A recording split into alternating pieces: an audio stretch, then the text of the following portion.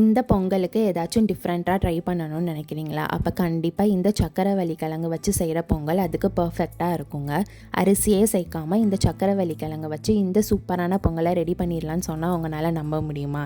முடியலையில் வாங்க ரெசிபிக்குள்ளே போய் பார்க்கலாம். அதுக்கு தேவையான பொருட்கள்: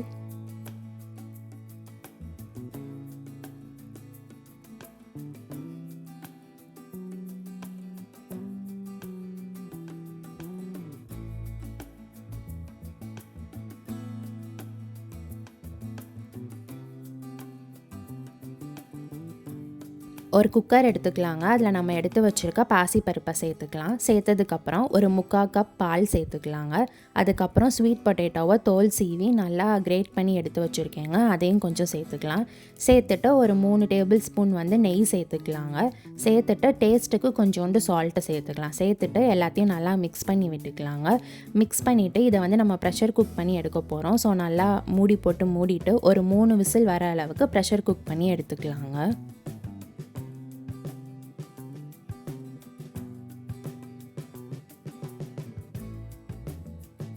ப்ரெஷரெல்லாம் அடங்கிருச்சுங்க. இப்போ ஓப்பன் பண்ணி பார்த்துடலாம். ஸோ சூப்பராக கிழங்கு அந்த பாலில் வெந்திருக்குங்க. ஸோ நல்லா மிக்ஸ் பண்ணி விட்டுக்கலாம்.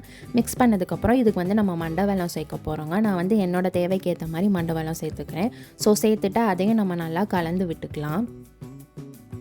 ஸ்வீட் பொட்டேட்டோவில் ஏற்கனவே ஸ்வீட் இருக்குங்க. ஸோ அதுக்கேற்ற மாதிரி நீங்கள் மண்டை வெல்லம் சேர்த்துக்கலாம். ஸோ நான் ட்ரை பண்ணி லைட்டாக டேஸ்ட் பண்ணும் போது எனக்கு கொஞ்சம் மண்டை வெல்லம் கம்மியாக இருந்தனால நான் இன்னும் கொஞ்சம் ஜாகரி சேர்த்து அதையும் கொஞ்சம் நல்லா மிக்ஸ் பண்ணி எடுத்துக்கிறேங்க. நீங்கள் உங்கள் தேவைக்கு ஏற்ற மாதிரி நீங்கள் ஜாகரி சேர்த்துக்கலாம்.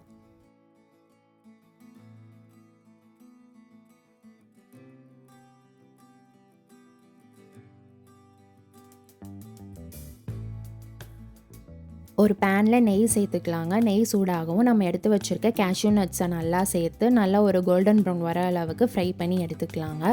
அதை நம்ம ரெடி பண்ணி வச்சுருக்க ஸ்வீட் பொங்கலில் சேர்த்துக்கலாம். சேர்த்துட்டு கொஞ்சோண்டு இடித்து வச்ச ஏலக்காவை சேர்த்துக்கலாங்க. சேர்த்துட்டு எல்லாத்தையும் நல்லா கலந்து விடலாம்.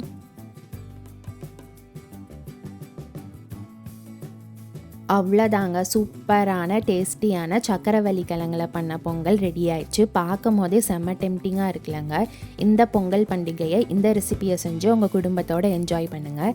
இந்த மாதிரி சிம்பிள் அண்ட் டேஸ்டி ரெசிபீஸ்க்கு சோறு ரெடியா யூடியூப் சேனலை சப்ஸ்கிரிப்ஷன் பண்ணிக்கோங்க. பெல் பட்டனை கிளிக் பண்ணிக்கோங்க. Stay happy, stay healthy. Thanks for வாட்சிங்.